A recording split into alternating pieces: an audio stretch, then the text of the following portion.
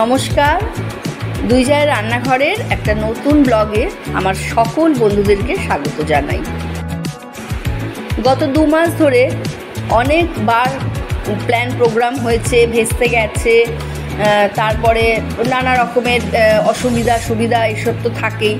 এইসব করে ঠোরে অবশেষে ঠিক হয়েছিল 20 তারিখ আমরা এই দুটো পরিবার, অর্থাৎ আমি আমার হাজব্যান্ড আর আমার বান্ধবী, ওর হাজব্যান্ড আর ওর ছেলে, এই কজনে মিলে আমরা একটু বেরোবো। কোথায় বেরোবো? বাড়ির কাছাকাছিতেই যেতে হবে, কারণ খুব একটা দূরে গিয়ে বা অনেক দিন হাতে সময় নেই, ওর ছেলের অফিস, সেজন্য কাছাকাছির মধ্যে আমাদের যা হয় দীঘাটাই আমাদের সবার আগে মনে হয়। সেই দীঘার উদ্দেশ্যে আমরা 20 তারিখে বেরিয়েছিলাম। আমরা ওই ব্যারাকপুরে লালকুঠির কাছে ওদের জন্য ওয়েট করেছিলাম। ওরা গাড়ি নিয়ে ওখানে আসলো, ওদের গাড়িতেই আমরা দুজনে উঠে পড়লাম। আর ওখান থেকে সোজা রওনা হয়ে গাড়ি এসে থামলো প্রথমেই এই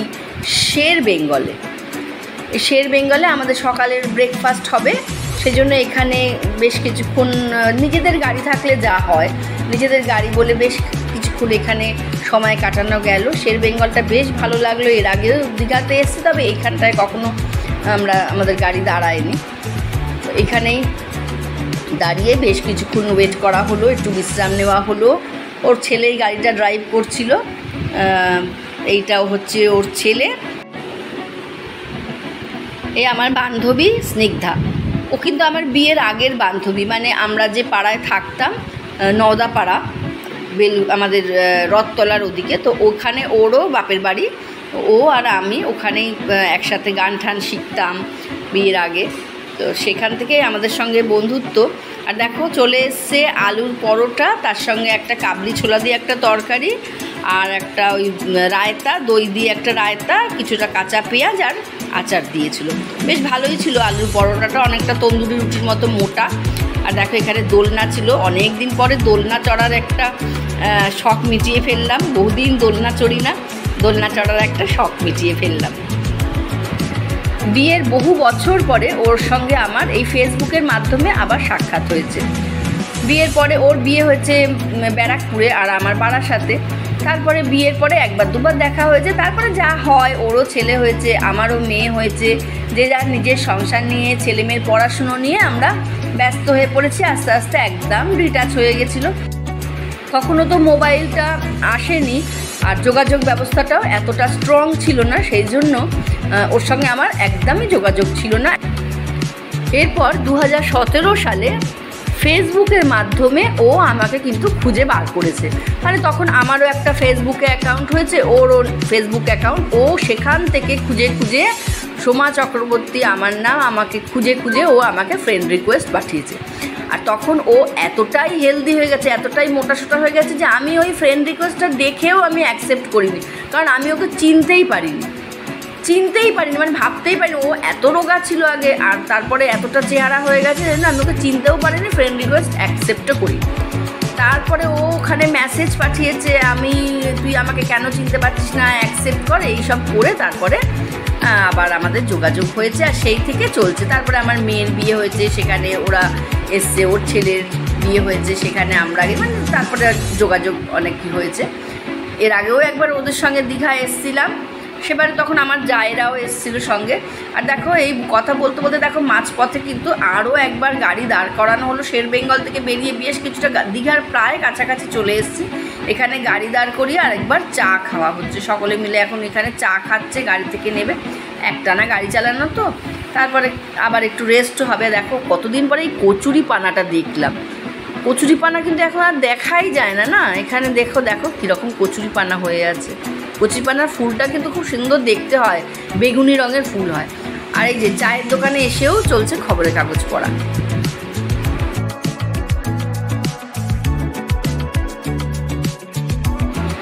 আর আমাদের বেরোনোর কথা ছিল সকাল 6টার সময়, আমরা একদম টাইমলি চলে এসেছিলাম লালকুঠিতে, কিন্তু ওদের একটু আসতে দেরি হওয়াতে আমাদের এদিকে দীঘাটা পৌঁছতে একটু দেরি হয়ে যাচ্ছে। কারণ আমাদের কথা ছিল, এখন তো সব চেক আউট, জানো তো, হোটেলের চেক আউট আগে ছিল 12টা, এখন কিন্তু 10টা করে দিয়েছে সব হোটেলের চেক আউটের টাইম। আমাদের কথা ছিল আমরা 10টার মধ্যে দীঘায় ঢুকে যাবো, তো 10টার মধ্যে পৌঁছতে পারবো না, পৌঁছতে মনে হচ্ছে 11:30 12টা হয়ে যাবে। আর এই যে দীঘার এই গেটটা, এটা দেখলেই তো বোঝা যায় এই ঢুকে যাচ্ছি দীঘার ভেতরে আর কি। দীঘার যেখান থেকে শুরু হচ্ছে, এখান থেকে টোটেলগুলো এখান থেকে প্রায় শুরু হয়ে গেছে, অনেকগুলো হোটেলই দেখলাম। এখান থেকে এখন চলে যাব সোজা আমাদের হোটেলে, গিয়ে ফ্রেশ হয়ে দেখো আমরা 2টোর মধ্যে ফ্রেশ হয়ে চলে এসেছি। প্রত্যেকেরই আমি খিদেও পেয়ে গেছে। যে হোটেলটায় আমরা উঠেছি তার পাশেই 2-3টে হোটেল পরেই এই খাবারের দোকানটা, এখানে লাঞ্চটা করে নিলাম। অনেক কিছুই দিয়েছে, ডাল, শুক্তো, আলু ভাজা আর একটা আলু পোস্ত। দীঘাতে তো আলু পোস্তটা মাস্ট, দীঘাতে আলু পোস্ত দেবেই। হ্যাঁ, পোস্তটা একটু ঝোলা এখানকার পোস্ত, আর সঙ্গে নিয়েছিলাম কাতলা মাছ। আর আমার তো কাঁচা লঙ্কা চাই, কাঁচা লঙ্কা না হলে আমার দুপুরবেলার খাওয়া হয় না। সঙ্গে তো পেঁয়াজ আর শসা দিয়ে একটা স্যালাড দিয়েছে, এই দিয়ে হয়ে গেল দুপুরবেলার খাওয়া দাওয়া। আবার আমরা হোটেলের দিকে দেখো চলে এসেছি, একদম আমাদের এই পাশেই আমাদের হোটেল। আর যেটাকে খেলাম আমরা ওটা হচ্ছে সাগর হোটেল, ওটা শুধু খাবারই হোটেল।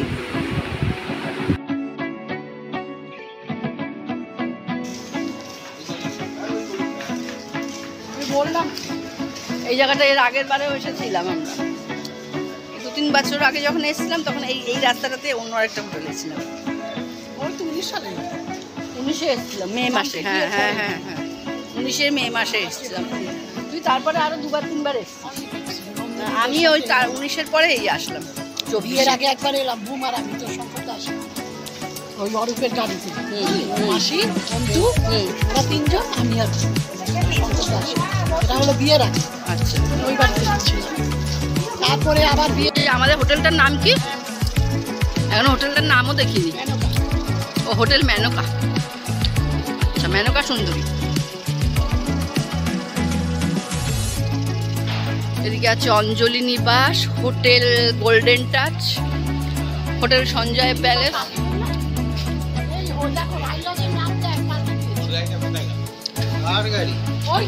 হোটেল বিনা লজ, এই হচ্ছে হোটেল পুষ্পক। সবই ভালো ছিল, কিন্তু আমাদের হোটেলের লিফট নেই, আর সেই সিঁড়ি দিয়ে 3তলা ওঠা। যদিও সিঁড়িগুলো বেশ নিচু ভালো ছিল সিটটা, তবুও বেশ 3তলায় উঠতে তো খাওয়া দাওয়া পরে তো 3তলায় ওঠাটা বেশ কষ্ট। আবার বিকেলবেলা সাজগোজ করে সি বিচের উদ্দেশ্যে আমরা বেরিয়ে পড়েছি। সেই 12টার সময় এসছি, তারপর থেকে এখনও কিন্তু সমুদ্র দেখিনি। এই এখন যাচ্ছি সমুদ্রটা দেখতে। সমুদ্র যতক্ষণ না দেখি ততক্ষণ তো বোঝা যাচ্ছে না যে দীঘাতে এসছি। যাই হোক, সমুদ্র, মেয়ের ওখানে গিয়ে অনেক সমুদ্র দেখেছি, কিন্তু ওখানে তো ঢেউ নেই। আর এই দেখো এখানকার যে একটা কালী মন্দির, এই যে পাশেই এই মন্দিরটা কিন্তু খুব বিখ্যাত এখানকার। চলে এসছি সি বিচে, ওই দূর থেকে সমুদ্রের গর্জন শোনা যাচ্ছে। আর ভিড় কি, এই ঘোড়াগুলোকে দেখে কি ভালো লাগে।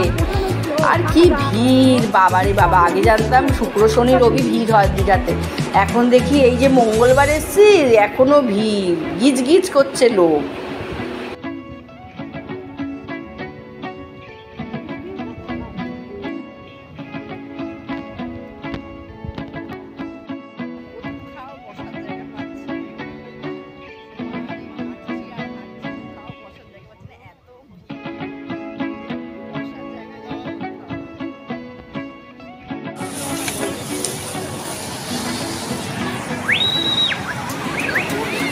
একটু সমুদ্রের ছবি তুললাম, আর একটু ওই বাদাম খেলাম। বাড়ি থেকে আমরা চা খেয়েই এসেছি, হোটেল থেকে আমরা চা খেয়েই এসেছি। চা খাওয়ার আর এখানে দরকার নেই, হোটেল থেকে আমরা চায়ের সরঞ্জাম সব নিয়ে এসেছি সঙ্গে করে, সেটা তোমাদের সঙ্গে পরে নিশ্চয়ই শেয়ার করব। আর এই যে সমুদ্র, ছবি তোলা চলছে। আর এরপরে দেখো ওখান থেকে চলে এসেছি বাজারে। এখানে আমাদের ওই রাতের খাবারটা কিনে এখানে রান্না করতে দেবে। এখানে সব ছোটো ছোটো দোকান করা হচ্ছে, এখানে সব রান্না করে দেয়। মাংস টাংস কিছু একটা রান্না করতে দিচ্ছে ওরা, রান্নাটা করতে দিয়ে আবার আমরা হোটেলে গিয়ে যাব। ওরা এখান থেকে খাবারটা নিয়ে চলে যাবে। এই ব্লগটা তোমাদের ভালো লাগলে লাইক শেয়ার কমেন্ট করে আমাদের চ্যানেলটা সাবস্ক্রাইব করে দিও। আজকের মতো